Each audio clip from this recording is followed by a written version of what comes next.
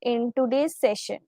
First of all, I would like to call Palak for welcome address.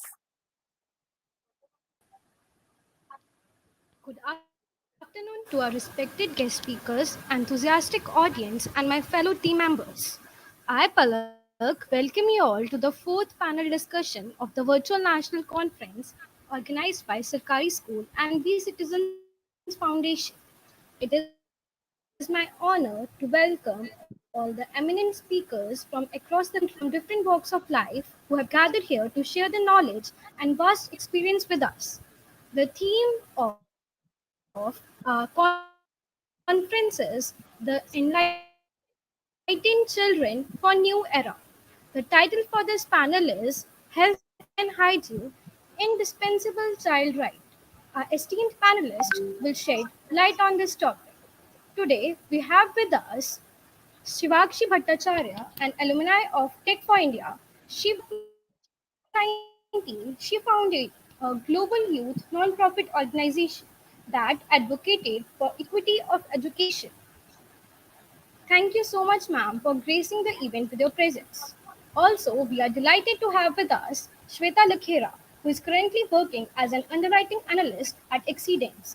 Along with that, she's a public speaking enthusiast and a freelance writer. Also, we have with us Radhi Divakar. She's a mental health educator for 9 years who engages in various communities to promote healthy, sustainable practices and products at various platforms like TEDx and conferences. Also, I would like to welcome Dr. Gurveer Kaur, who is working as a scientist at Department of Processing and Food Engineering. I hope everyone who is with us today and is part of a conversation comes out being inspired and more knowledgeable on this topic. Thank you for taking out your valuable time and being part of this important initiating panel discussion. Thank you. Thank you so much, Palak. Health. Health is the state of physical, mental, and social well being and does not only mean an absence to illness or disease. The right to health is closely linked to other fundamental human rights, most notably access to potable water and adequate hygiene. Yes, Disha, for children, the right to health is vital because they are vulnerable beings, more at risk to illness and health complications. When children are separated from the diseases, they can grow into healthy adults and in this way contribute to the development of a dynamic and a productive society. So, without taking much time, let's start our session and know more about health and hygiene, indispensable child rights from our panelists. But before that, let's have an introduction of our guests. First, I would like to call Miss Shweta Lakhera, ma'am, who is someone who considers herself as a constant learner, and that itself become her drive to explore different things that will help her to grow and upskills her both phases of life, that is professional and personal. Currently, she is working as an underwriting analyst at Exidence. Along with that, she is public speaking enthusiastic and a freelancer writer. Ma'am, the stage is all yours. Okay, good afternoon, everyone. First of all, I would like to thank we citizens and Sarkari School for bestowing all of us this opportunity to put across our views on this critical topic that is health of an individual. So, speaking about health, um, the first thing that comes to our mind, or be it right from our childhood, what we are always taught by our parents, teachers, and mentors to have a proper diet, to what we call balanced diet, to get involved in some sort of physical activity or sports to keep our body active.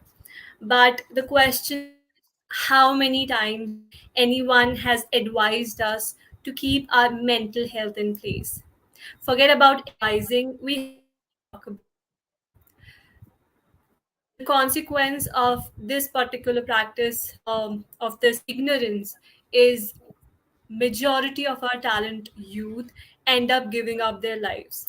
We as a nation are losing out on our talent, because we hardly ever talk about and address mental health issues. So, speaking about mental health, there is another dimension of health that we need to equally address, and it's equally important uh, when we compare mental health. And speaking about it, it is something that is very close to my heart as well, because I personally have, encountered mental health issues when I was in teens. And I'm sure that all of us present here, or who are listening, listening, who are there in the conference, at some point of life, they must have encountered mental health issues, but we don't talk about it, openly. We feel that, okay, this is my personal problem. I feel that that is the problem, that we don't talk about it very openly. So I'm going to be sharing my personal experience, that and my learnings that I got through my encounter with mental health. So back when I was in a teenager, life has, it's not a smooth journey. It is full of moments. Some moments are happy and some moments are challenging. So first step, I'm going to be sharing some practices that we must inculcate in order to uplift and elevate our ability to tackle with these kind of challenges, because challenges are going to be there, we can't get away with that. What we can do from our end is that we can uplift our emotional intelligence. We all are aware about IQ, but we hardly know the intricacies of EQ. So we need to build up our EQ to strengthen our mental health, because challenges, we cannot get away with that. Even like a person, facing poverty, or a very wealthy person, they both have challenges of their own. It has nothing to do with the status of a person. It has nothing to do with the kind of luxuries you own. S- Challenges may vary, but they would be there. So, what we need to do from our end is we need to build up our EQ. So, I'm going to be sharing some practical steps that personally helped me to actually overcome a phase where I thought I wouldn't be able to overcome at that point of time. So, speaking about the first step that we need to, take is acknowledging our emotions. We need to accept that it's okay to feel low at times. There's nothing wrong with that. The more we, the more we'll try to run away from our emotions, the more it will knock us down. So the first step is accepting that you feel a certain way, and you need to do something about it. And just know that you are not the only person who is, in that particular dilemma. If you will look around the world, you will see people who are actually having way more severe problems than you have, and you would feel very grateful in that particular moment, and you would realize that the problems you are facing are way more, you know are not that intensified if you will compare it to the world, the people, if you look around the world, the less privileged ones. So just accept that you're feeling a certain way, and it can be resolved, and you're not the only one. The first step is acknowledging and not getting away with it and not avoiding it. Moving on to the second step, that is finding a confidant. So many of us have learned to bottle things up inside us and try to ignore painful feelings. We keep things to ourselves, and it does take a lot of courage to just tell someone how we are feeling or what we are feeling. But the important thing here is to, you know share your kind of feelings that you're, encountering with a person you can trust. That would sharing your state of mind can actually feel like a relief. You would actually feel that, something is off your chest. main pointer is that you need to make sure that the person you are talking to is someone who you can trust. You will definitely feel a sigh of relief after actually sharing your problems. Yeah, you don't have to share it with everyone, but at least with someone, so it will definitely help. The third step that you can take is speak kindly to yourself. Many a times we engage in the negative self talk, like, I cannot do this, I'm so bad at this, what I have done this, all these are the affirmations that we are giving to ourselves. These are I think if any one of you follows spirituality, it says that there are certain positive affirmations that you should do on a daily basis, that will actually bring a shift, positive shift in your life. But it's not just a 5 minutes or a 10 minutes activity. It's an activity that you do throughout your day, like how you are speaking to yourself throughout the day. Whatever, if you made a mistake, are you being so hard on yourself? There is a tiny difference between being careless and making a mistake. If the mistake is not intentionally done, it's okay. I mean, you can just take a note of it and you can make sure that it doesn't happen again, but you don't have to self criticize on it and emphasize on that particular part. That will actually bring your mental state on a very very low level. So having a positive self talk all throughout the day is very very important, because the first step is that how you see yourself. I mean, you need to respect yourself. Only then people would start respecting you, and this is something that I have, like, really, I have this realization, I've implemented that. And once you would start doing it, you would definitely realize it. It's 100% true. And the last way I would like to share is join a community where you can evolve. So I joined a public speaking club when I was in a college, and that club was full of professionals who are not only elder to me, but who are much more mature and much more wiser than me. And just being around with so many so many enthusiastic people, actually it makes you evolve yourself, and your mindset keeps changing as interact with those people. You kind of, their personality gets rubbed on your personality. And being a college student, actually, it was a turning point in my life, because I got to learn a lot from those people who are already professionals and who have a vision in life.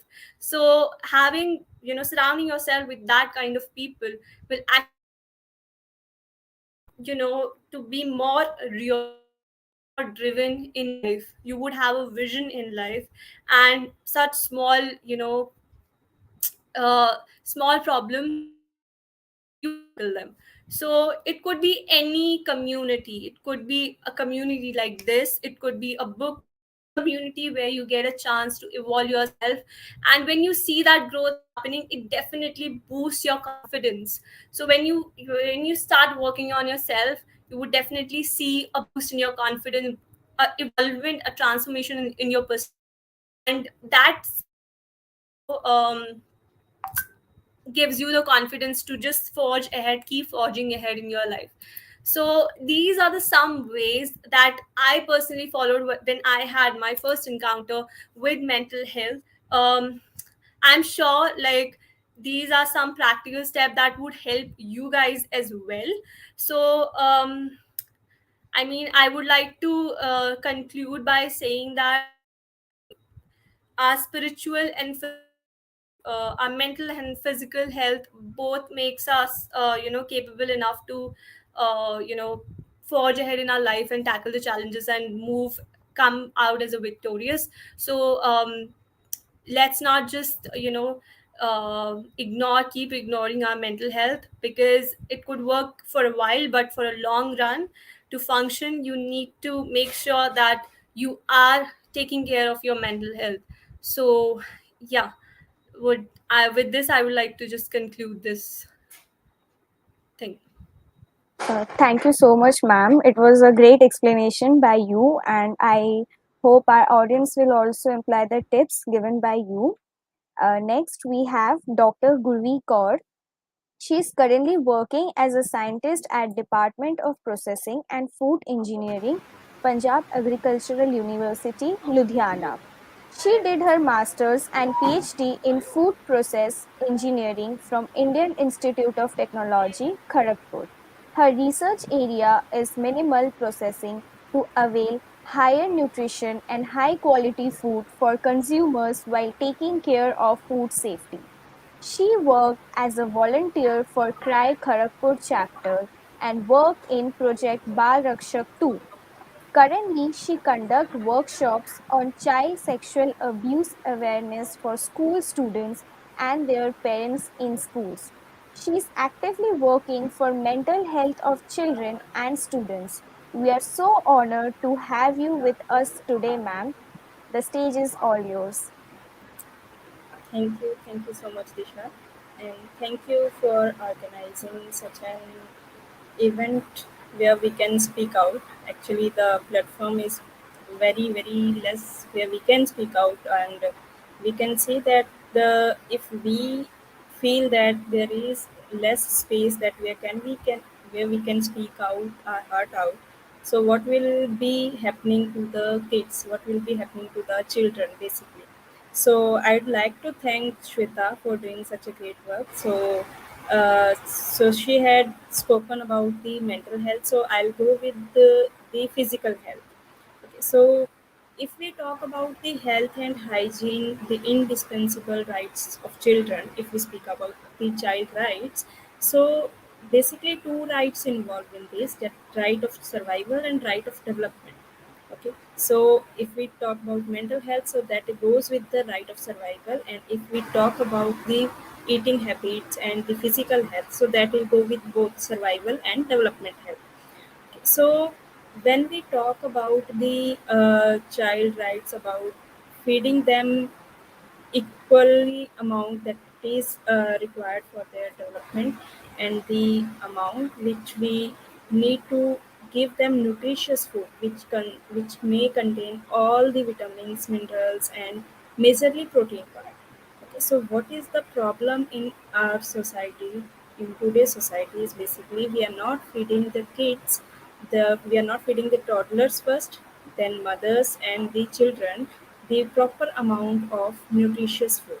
Okay, so we are feeding them. So nowadays, so there are things that are available, that are almost all the things are ready to eat, that you just need to, you just get the mix and you just need to mix it with water or milk and you just feed them. But the major problem here is you will not get the appropriate kind of nutrition there, because in the raw food, if we say that, if we talk about India, so we avail maximum production of almost all the crops, even pulses that are highly protein food, or any kind of high protein food which we grow. So we have lots of production, but we are not feeding our kids with that. Okay, so first thing is that government has issued many programs, that midday meal program. So then there is National Rehabilitation Center, so they are feeding with the Ministry of Women and Child Development. So there are many more programs, but the thing is we are just giving, I mean, fulfilling our formalities. We are not giving them all the hygienic food. If we talk about midday meal, so the problem is with the midday meal is we are giving them that quantity but not the quality. Okay, so the thing that need to be solved is that if we are giving them quantity, so we should ensure the quality as well. Okay, so if we talk about the teaching, if we teach the mothers, if we teach the children, teach the kids about the hygiene and the health, physical health or mental health, so we need to taught them about the nutrition first, that what is the need of nutrition, I mean how much nutrition they need at every stage of their growth. Okay, So nowadays there are several techniques are there. So I am working on fortification, that how the kids can avail the maximum iron or maximum protein in minimum quantity of the food. If they are not able to consume that high quantity, so if in minimum quantity, how can they avail the maximum iron content or maximum protein? Why I'm talking about iron and protein, so major deficiencies in kids basically is anemia, and then they are underweight. So they basically main problem arises from here, and that goes to the major diseases like diabetes or obesity or very low BMI index. Okay, so to reduce these problems, so we need to teach our kids about the nutrition. We need to teach our kids that if you grow your food by own. Okay, so there is funda that if you homegrown food is fed to the kids in the school in the midday meal, okay, so there will not be any problem of pest, there will not be any problem of food safety, there will not be any problem of the hygiene. Okay, because you are only growing and you are teaching your kids that how to grow, and you are teaching your kids that how to eat, and at what time which thing to eat. Okay, so nowadays people are taking even elder people are, so they are taking the vitamin C along with the different nutrients, that they know that we need vitamin C to dissolve other nutrients in our body. So these things, so they need to uh, taught in the school. Okay, so then mothers should be taught about the importance of breastfeeding, that even there is a rule that 6 months breastfeeding is compulsory. So but then also that about the breastfeeding, about oral rehydration, so nobody's know about it. So even mothers, so they don't know. So if we talk about the control, uh, control of nutrition for all the deficiencies, and we taught about them the deficiencies. So then we can control their physical damage, so that occur at the elder age, and that is non-repairable that time. And the thing is, another important thing is non-communicable diseases. So that diseases that they will not grow person to person. So you need to they will take part if you ignore the minor disease at the time of childhood. Okay, so if we talk about the diseases, so they are non-communicable. That means they will grow up along with the age if you not take proper nutrition food. Okay. So there is problem of irrational beliefs also. So in villages, when we go to villages, so the elderly people, so they say that no, this is our family culture, that we feed at this age, so we should feed the kid this thing. So they don't know about the health of kids, they don't know anything, they don't monitor the growth of the kid. Okay. So at every step, the growth of the kid should be monitored, and accordingly, they should be immunized, and they should be taken care of the feeding of the kid. So, according to these, so we can, specialized food can be supplied to the special kids. So, if they have any disease at the early stage, so we can early recognize it, and early we can cure it. Okay, so main thing is that all the children, so they should enjoy the highest standard of the health. If they have right to born, so they have right to enjoy the healthy life also. Okay, so to ensure the healthy life, so we should feed, we should teach, and we should monitor the growth of the kid at each stage, and we should feed them what is required for them, not the things that which are easy for us. So nowadays working women, and even if every person is working at home, so they try to feed the kid the easy things, that okay, this is easy to make, so we can feed it. Even though there are ready to eat, bars are there are protein bars, there are several other bars which are full of nutrition. But at what age we should feed them, so that should be taught in the schools, as well as, and that should be taught to the mothers or to the family members also. So when we talk about the hygiene, so when we talk about health and hygiene, so hygiene should be that in the school itself you should be taught that what kind of hygiene practices you should take. So as Disha talked about the water, so water is the major part of our health. If we are drinking the pure water, we are drinking the water that is not that is not containing any kind of microorganism, so that is good for us. Okay, so how to clean water and how to use water. Okay, and so that practices should be taught in the school level. So that's it from my side as an introductory part. So thank you. Thank you so much, ma'am. It was a very well explained by you. Uh, so now we have Rajsi Kulkarni Divakar, ma'am, uh, who is an sustainability champion, human developmentist, grassroots girl in urban outfit. We would like to hear a few words from you, ma'am.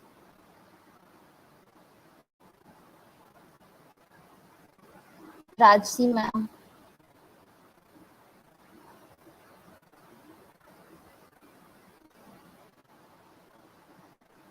So I think she is having some network issue. So, ma'am, Gurveer, ma'am, I would like to ask you that India has over 5 lakh children below 5 years affected by severe wasting diseases, the most in the world, altered by UNICEF.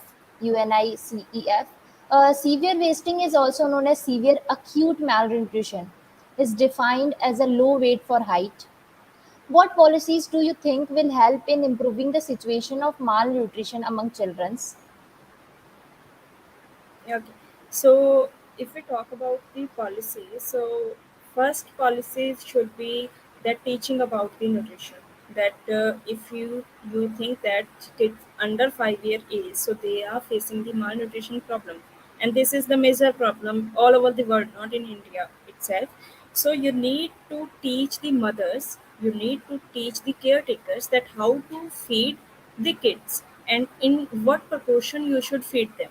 Okay, so this is the major part, that if you don't take the optimum nutrient mix, and so there will be the early stage diseases like diarrhea. If we take an example, that if kid have diarrhea, and so that should be so he or she, they should be filled with the high liquid diet. Okay, but in our practices, so we don't allow the major liquid diets to the kids when they have diet. So thing is, we need to teach about the nutrition. Second thing is, if we need to control the malnutrition, so we need to maintain the policies about the growth monitoring at every stage. Okay, and we need to make the some kind of standards for oral rehydration. Okay, if kids under 5 year age, at 1 year if we say that kids start eating, so in that 1 year you need to rehydrate the kid orally. Okay, so you need to put feed orally, so there should be proper mix, should be there, nutrient mix. Okay, so female education is important, and then third thing is immunization is important. Okay, so if we have control policies, that how to control the nutrient deficiencies. Okay, so and at the school level, 3 to 5 year age, if kid is going to the kindergarten or any kind of play school, so if they are providing the midday meal or any kind of meal to the kids, so the school should have their homegrown or they every house should have their kitchen garden. Okay, where they can grow every small spot of each and every vegetable, so that they can get the all the you can say nutrient rich vegetables, and from there they can prepare the juice, and accordingly optimized juice or the optimized nutrition can be fed to the children. And then there are some initiatives, so we need to improve basically the working of these initiatives. If we say that midday meal, that Poshan Abhiyan mission is there, so if we improve the working of the Poshan Abhiyan mission, so they can be improve the malnutrition. And there is ICDS, the Integrated Child Development Scheme. Okay, so we need to make some you can say sections in that to avoid the malnutrition of the kids. And the major part is female education. You need to teach the female of the house that how to uh, feed the kid and at what stage and in what proportion you need to feed. Okay, like malnutrition is basically because of the low development of the muscles, and muscles development require protein. If you are not feeding your kid protein of 12 to 20 gram per day, so he or she, so they'll not be grown, I mean their muscles will not grow properly. Okay, so if the muscles is not growing properly, so their mental and physical health, so they both will destroy. So if their mental and physical health goes away, so that time, so whatever you are going to feed the kid, so they will not digest it. Okay, so there are problems, all the malnutrition problems, so that come from the education and the proper nutritious diet. So you need to teach, and you need to make the proper chart for the breastfeeding. You need to make the proper policies for the food supplementation. Even food fortification can be added to it. Yeah.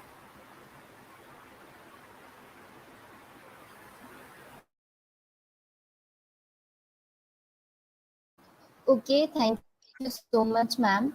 That was a great explanation by you. I would like to call my host to ask some things from Shweta, ma'am. Okay. As you have said that we as an adult can imply those tips on EQ. And what do you think what a child can do or their parents can do? Like kids can't recognize their emotions properly, right? Even we as Yes. a even we as an adult can't even recognize that sometimes. Yeah, true. Because we have never been taught about it. Even in schools, we have never been taught about it. But thankfully, even the government schools has now introduced a curriculum called happiness curriculum, where there are certain activities that they follow to, keep their mental health in place. So regarding emotions, I think the proper education should be there. Like it can all it can some it is something that education can play a part and help us overcome to identify each and every emotion and how to like tackle it. And I believe spirituality helps a lot in tackling all these things. But obviously, like you said, that how a child would be able to recognize all these things.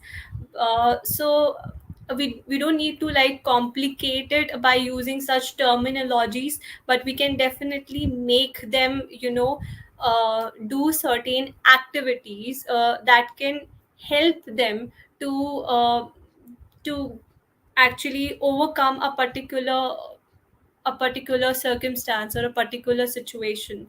So if they will know, like, I don't know how many of you follow meditation. It feels like it is something that we are supposed to do once we reach a certain age.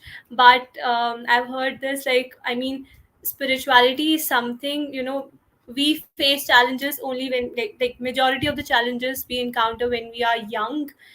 When we reach a certain point, or when we get older with time, the challenges, it the intensity goes down. So right now we are doing so many things, obviously, that needs a certain level of energy. We are dealing with a n number of peoples. Again, dealing with people is also like an art. And you need to like just you need to know like the art of how to handle certain emotions while dealing with people, because you would encounter different sets of people who would not align with your values. So all these things comes with the awareness, and such awareness can if it would be educated, if that would be spread from the childhood itself, which I feel like is lacking. It's not at par, but definitely schools are, I mean, government schools and private schools are taking appropriate steps to, to overcome the situations, and we are coming up with certain curriculums that can actually, educating children about all such things. So of course it's going to take some time, but eventually it would, I believe, with right education and with right awareness, and we being open about all such things, we can actually overcome such situations. I hope I answer your question. I can add to that. Can I? Yeah, sure. Yeah. Yeah. Yes. So when working with the children, basically, when we talk about their mental health, about their sexually abuse things, so we need to go to the child level, basically. So first thing is there should not be, there should, I mean, the icebreaker should be done that kids can trust you. First thing, and second thing is you can judge from the children behavior that how he or she is working, even from their drawing, from their behavior, that how he is behaving, if he's doing something, when he's reading something, and when he's playing or when he's doing something, that what is the behavioral changes in them, basically. So behavior, from behavioral changes we can guess that if kid is normal, I mean, in normal situation as he behave, or he has some stress or any kind of tension in his or her mind, so they are not able to speak. So what we do, basically, we make kids to write out. If you can't speak, you, I mean, daily diary type, so if they write the things, so that would help, basically, them if they cannot speak out. So thing is you need to give the kids space and the time to speak out, basically, that the time and the space, basically, so you need to give them. Uh, Okay, thank you so much, ma'am. You explained it very well. I think now we have Rajsi Kulkarni, ma'am. She's having some network issue. So, ma'am, ma'am, you said that the women should be well literated कि उनको पता होना चाहिए कि कितने amount में nutrition बच्चों को provide करना चाहिए. तो ma'am, how can we educate them? Because in that time we are seeing कि हम लोग सोसाइटी में बहुत सारी औरतें जो वर्किंग वुमेन होती हैं, they don't have so much time to feed their babies. They used to work and nannies are there for them. So ma'am, how can we just aware them about these things? Actually, the thing is, if we cannot teach them, I mean, in physical appearance, so what we can do, we can prepare the pamphlets, basically, for 6 months is kid, and 6 to 1 year, and then 1 to 2 year, like the vaccination card is there for kids, right? So accordingly we can prepare that this much amount of the nutrition should be fed to the kid in any term, right? So like that, the time of the your feeding or the amount of feeding, so that can be I mean, made in the pamphlet, basically.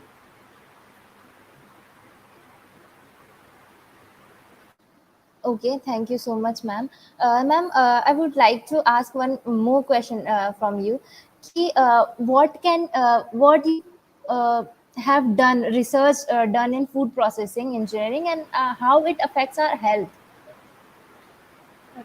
So basically, what I do nowadays, I do minimal processing of the food, because a highly processed food, so they are basically damaging our health as well as, and they are damaging our mental health also. So we are not getting the proper amount of, like, if we need protein, so we are only extracting the protein. So there are protein powders are there, so people are just eating the protein powder. But what about the, if we consume protein with dietary fiber, protein with dietary soluble and insoluble fiber, so there are things, the food is basically very complicated. So if you divide it part by part. You, I mean, divide the carbohydrate. You extract carbohydrate one side, protein one side, fat one side. So that is basically not that much effective to our body. So we need to consume the raw food in specific amount of, if we are having the water soluble vitamins, so we should have the fat soluble vitamins as well as, right? So if we are saying that if we consume the protein along with the vitamins, so that is more effective. And if we are having the protein along with the fat, some kind of fat, so that is more effective. So like that, carbohydrate, only carbohydrate we cannot consume. Okay, so like gluten free diets are in account nowadays. Okay, so we are basically refining everything, refined oil, refined flour, refined everything. So that refined part, so that has actually add cost of processing, because you need to do a lot of processing. And if you are doing I mean escaping that steps of high processing, so you need to basically attain the raw diet. Okay, and raw diet, that amount of quantity and quality of raw diet is basically different from the refined one. So that is what I'm working on. I'm basically working on millets, as millets have gone from our diet. So now it's the time that we need to attain the high protein diet. So millets and the pulses and the wheat, rice, cereals are there. So vegetables are there. So basically, uh, processing is good where the things we cannot grow. But in India, so production is high. Okay, we are not living in Canada. We are not living in US parts where they can't grow anything. Okay, so we have everything. So we need to consume it as it will. Thank you so So, much, ma'am. Okay. Uh, Thank you so much, ma'am. It was glad to hear about your research and it was a great work. So one more thing I would like to ask from Shweta ma'am, that there is still some people who wish that mental health issues don't exist and do not believe in the concept of therapists or psychologists. How do you think we can raise awareness about mental health issues among such people? Um, so again, it boils down to again, earlier, if we compare, there are two generations right now, like people like us who feels okay to go when it comes to going to therapist. And if I tell the same thing to my parents, they would say कि it's not required. I mean, तो पागल तो मतलब पागल लोग जाते हैं, right? They have this concept of that. So we need to identify why this theory is coming. They have been being born and brought up in an environment where things were quite different when we compare that to the scenario what is going right now. um, Earlier there was no social media, right? There was we were more connected as a people. Earlier there were families were joint families. We used to connect and spend time with people rather than on our phones or scrolling through the social media. But now with so much of information and accessibility to so much of information has actually taken a toll uh, of what is actually going on our mind. It has become more of a chaos. So that is the kind of that is the reason that earlier there were very very few problems regarding mental health, because the surroundings, the environment people used to live in was very different when we compare it to the surroundings and the environment that we are currently living in. And with the boom in technology, it's definitely a blessing for us. But if we consume everything and anything that comes our way, it definitely is going to affect the way we think, and definitely it's going to affect our mindset. So earlier, that's why it has given rise to all these problems. Earlier there were less problems. That is why our parents used to feel like you know they're not able to relate with such problems because they haven't gone through it. And anybody who has not gone through it would find it very would find it weird to understand all such things. Because even when I didn't encountered any such thing, I just knew the dictionary meaning of all such things, but I never knew like how it feels and what it actually mean in true sense. So only one who goes through it actually knows about the meaning. And people from this generation, I think they have at some point of time they have like gone through it when we compare it to the people from the earlier generations. So yes, I mean, when we talk about the some people who are, I mean, it's just that they are not able to relate what we are saying. So I think we have access to like accessibility has accelerated in these times, so we can definitely go ahead and talk to therapists. There's nothing wrong about it. And like, what was your question? Your question was how to like, can you once again come up with your question, Disha? What was your question? That there are some people who don't Yes, feel. how can we raise awareness about mental health issues among such people, like who don't believe that mental health exists, or the concept of therapists and psychologists? Okay, so I believe here education education do play a very important part. When we talk about the earlier generation, I believe it's okay to like from their perspective they're fine, but we as a youth, we need to inculcate this, and also in the upcoming generation, that these are, and with the evolvement of technology and all of this, this is this is going to be a major area to focus on. So we need to educate. I believe education right from the childhood, from the beginning, is does gonna play an important role. And I believe, yeah. So and if parents or someone from the elder generation is not quite very supportive, I believe we all have accessibility to going to therapists. We can definitely go ahead with that. Okay, thank you so much, ma'am. And one more thing I would like to ask, as you have said earlier, that people who don't feel good or who are depressed, somehow they feel low. So, apart from feeling low, what are the main symptoms of a person around us who is depressed or going through some mental health issues? Symptoms as in like um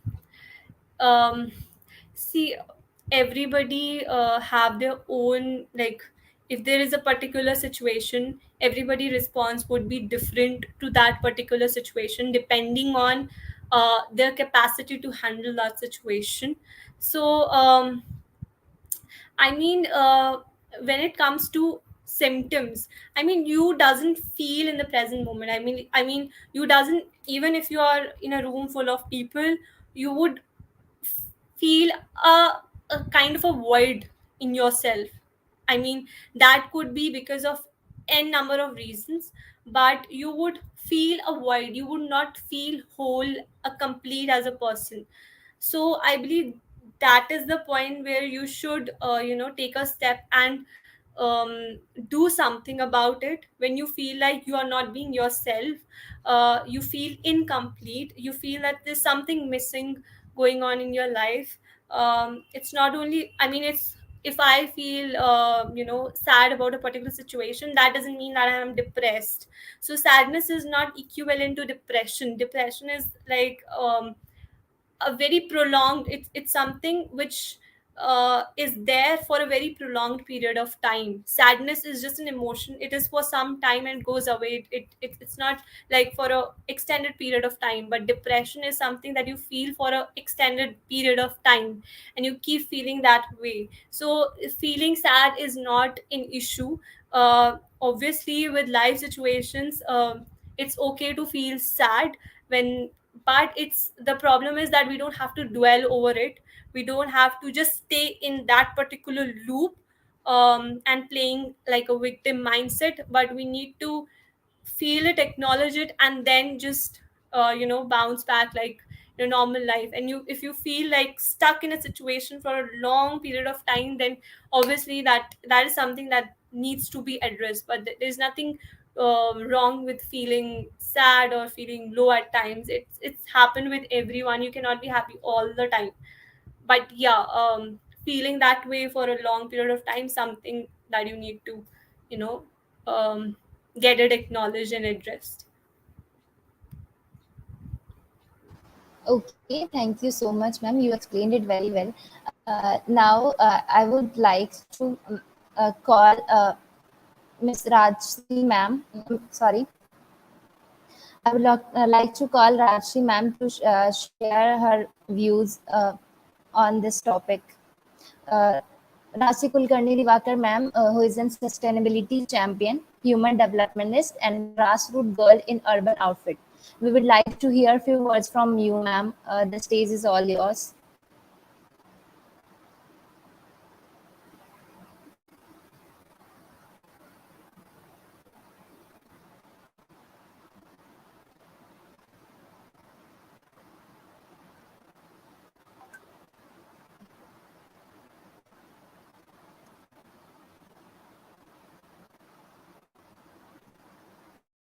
I think she's having some network connection again. So Hello, now, hello, ma'am. am I audible? Yes, ma'am. Yes, ma'am. Okay, I have to keep my video off, otherwise I cannot hear properly. I'm so sorry for that. So thank you so much for inviting me. I could hear some of the speakers in bits and pieces. They have covered lot many points that I was supposed to discuss, but I will just cover some points that I had thought of. So, and I will try to avoid repetitions. So, I wanted to share this that in a country like India, a lot of our families that we all have grown up with, uh, like our adults, the adults in the family have raised us thinking what is best for us. Okay, so a lot of times the children may feel that their interest may not be taken into consideration, and so that is about family. But in society, if we see, the children face discrimination on various fronts, because of their gender, their caste, color, language, religion, the socioeconomic class they come from, disability, and different things. And this definitely impacts the child's mental health, their safety, their overall health, and also access to many services, including access to good food. We are all talking about health and nutrition and hygiene over here. So their access to food, their access to better health services, their access to clean water, this all, this all comes under that. And many researchers have proved that if children have not grown in this conducive environment, they will carry that impact throughout their adulthood, and will have they have to take really great efforts in adulthood to break those patterns they have grown in. And so it's a lot of if effort that different families have to take, especially from people who are not privileged enough. So it's really necessary that we should be, we as a society, be empathetic and accepting of each other, irrespective of our differences. Also, we all know that if we are healthy, we will, if we are healthy adults, we will raise healthy children, we will give birth to healthy children. But something that we need to discuss is a lot of the government programs that they talk about, providing nutrition to mothers. But actually, we should not provide nutrition to mothers when they are pregnant. We should provide them nutrition when from the time when they are a child. Okay, so if as a children we are not eating good, we are not eating enough, if we are not getting good nutrients, as Dr. Gurveer Kaur also mentioned about different nutrients that children should eat. So if the girl child is getting discriminated and not able to eat all these things, her body is going to be, compromised. She will not, her so it is all going to affect her body, and she is going to be malnourished. So in turn, that person will not, that person will not be able to give birth to healthy children, so that the children will be malnourished from the birth. So because they carried that thing from their mother, their parents. So I think that's really important that we think of it from, from the childhood, that that then it will be then that intergenerational thing that is being carried out. If we have to break it, we have to break it, started from the children when they're really young.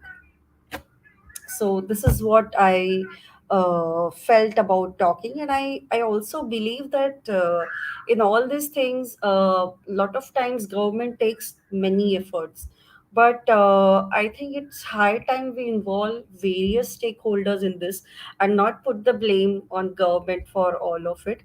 I mean, the government has many policies in place, many schemes in place, but the different stakeholders, like teachers in the school, the asha workers, the parents, if we involve all of them together, if we build a healthy ecosystem around child, then the initiatives that government or non-governmental bodies take, I think they will be successful when there are efforts from all places and not just one stakeholder, is what I feel.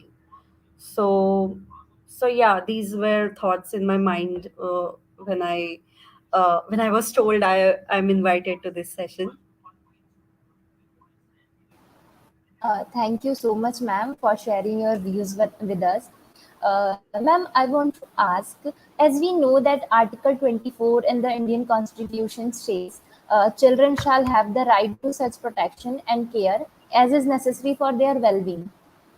So, Mhm. how we as general human being make sure that the law is not violated? Hmm. Right, right. So a lot of times we don't know that such laws exist. So first step is awareness of such laws. That's one thing. Then later, I think what comes is there are many families around us, and where there are children.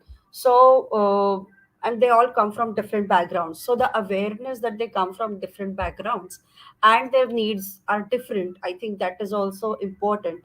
So so there are already different services and different things that government is doing, but we as individuals should be we should also, provide safety and support to different families where there are children, depending on their background and their needs.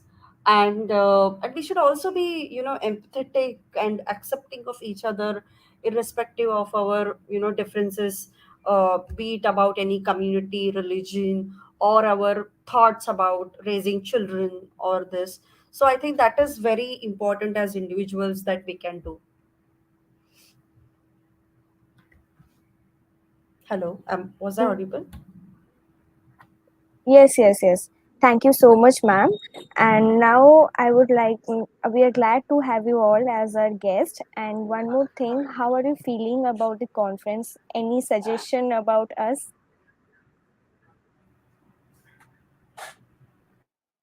Okay, Shweta Lakhera, ma'am. Um, it was great to have all of us for this conference, and I think you guys hosted really, really well. Thank you for putting across meaningful questions that help us brainstorm more on that particular topic, and we look forward to more such conferences where we can have meaningful conversations, and also look forward to work in that particular aspect as well. Okay. Thank you, ma'am. Uh, Thank you. Yeah, thank you so much, Disha, Gayatri. So you are great host, and yeah, thank you. It was nice. It was a nice conversation, and we look more to it. Thank you, ma'am.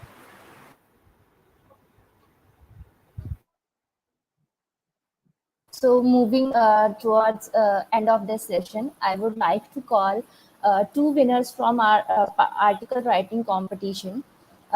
First, I would like to call Priyanshu, who is in BTech. Who is doing BTech in Computer Science and Engineering from Global Institute of Technology, Jaipur. It is actually a nice feeling.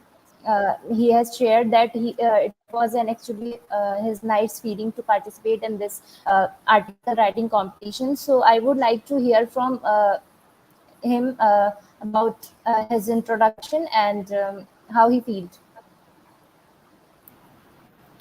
Well, thank you so much for the warm welcome. Hello, everyone. My name is Priyanshu Janged. I'm 19 years old. So, currently, I'm pursuing my BTech in Computer Science and Engineering from Global Institute of Technology. Well, I feel honored to be part of the initiative taken by the Sarkari school to make the pro-government school narrative in India. And since I got the opportunity to take participate in the article writing competitions, and I have a great interest in writing articles, so I choose to be part of that competition. Well, I got many topics for the article writing, but I choose importance of basic rights for the children for their development.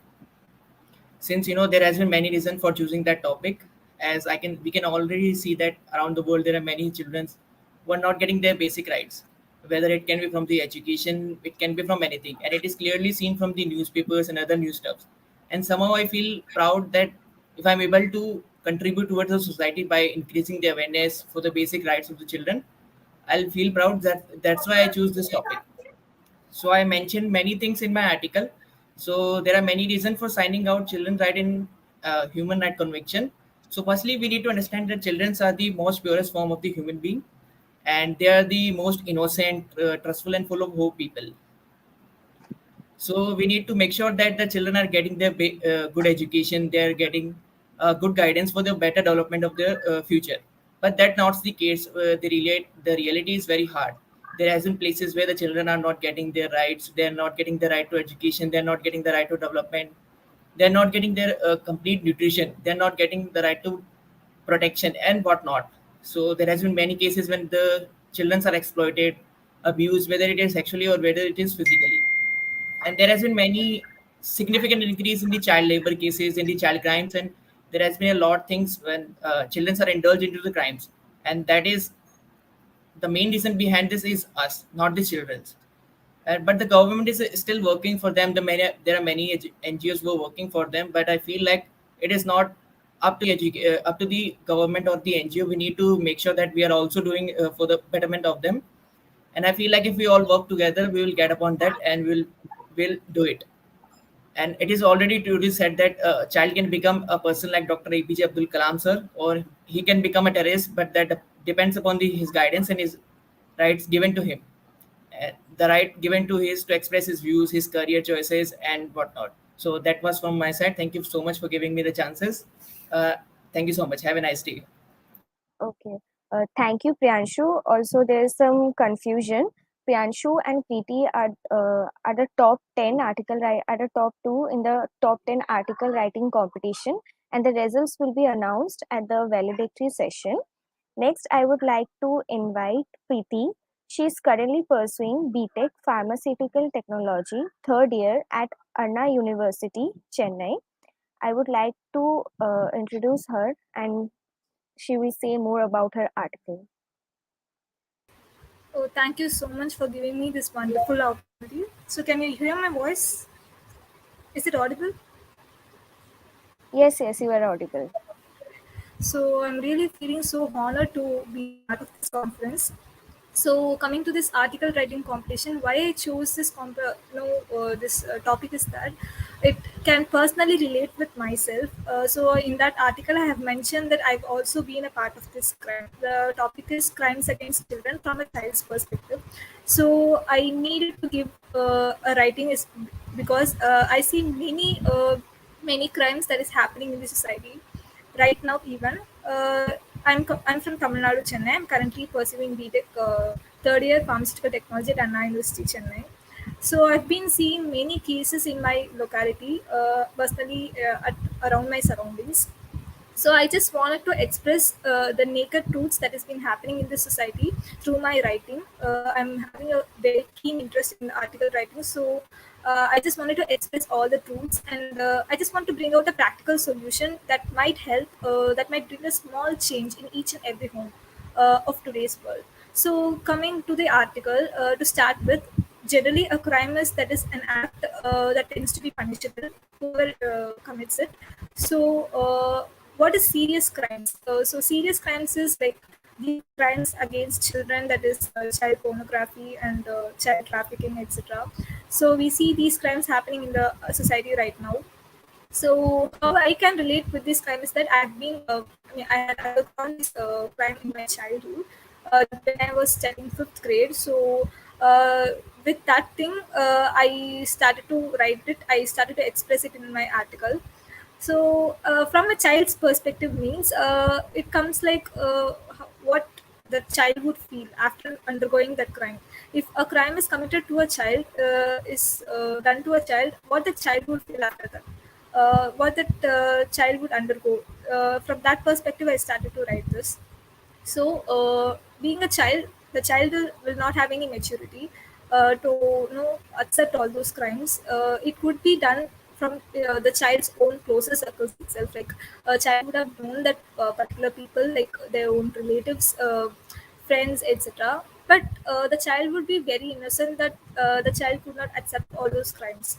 So he or she would personally undergo it like a trauma. So it would be very very difficult for the child to get out of that. He or she would suffer it from a psychological perspective. Like the child would not even report it to their own parents. That is the first mistake a child would do.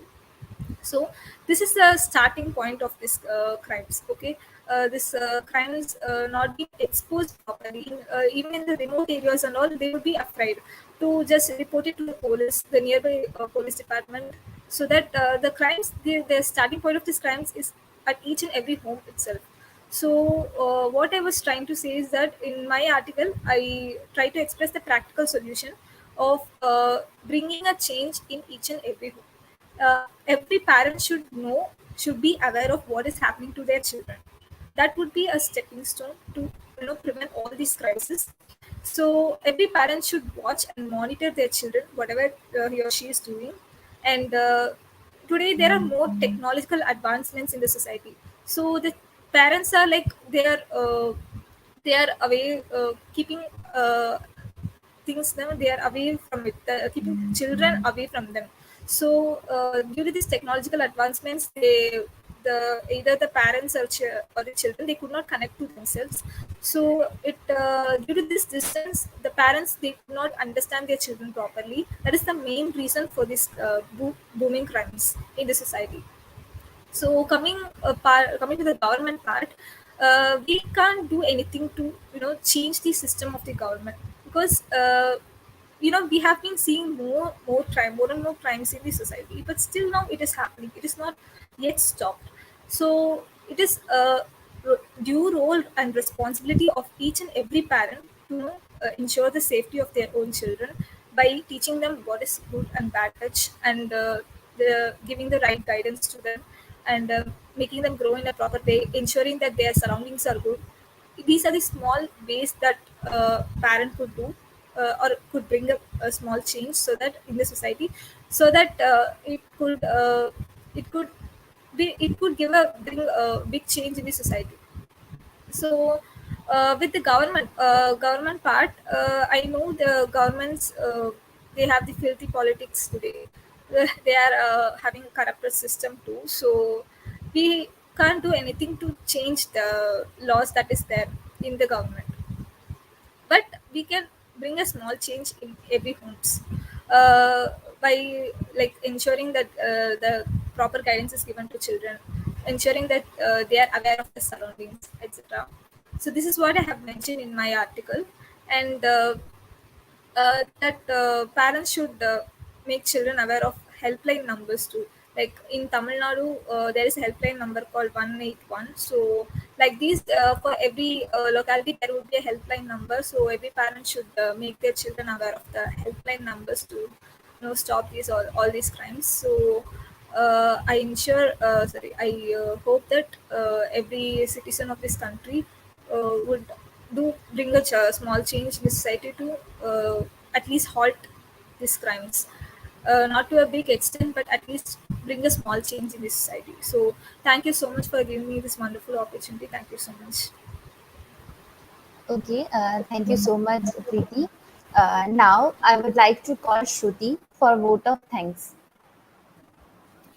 Thank you, Gayatri. Good afternoon, everyone. I am Shruti Mandal, a policy research writer under Project Saksham.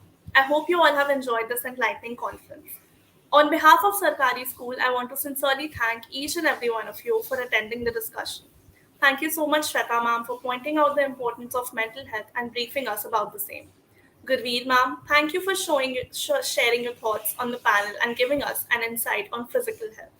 Lastly, I would like to thank Rajasi ma'am for sharing your experience and opinions on inclusivity and the panel. I believe I speak for everyone when I say that this event has been really informative about how important health, hygiene, and nutrition are, especially for growing children. Secondly, I want to express my gratitude to Abhishek Sir, founder of Sarkari School, for hosting a conference on crucial topics that demand further discussion. Our organizing team deserves a special recognition since this conference would not have been possible without them. Finally, I would like to thank our article writers who talked about their views and also our incredible audience who have been watching us from various platforms. Now, panel 5 about education for all, making schools accessible, is going on right now, and I invite you all to join the same. Thank you, everyone. I hope you all have a wonderful day ahead.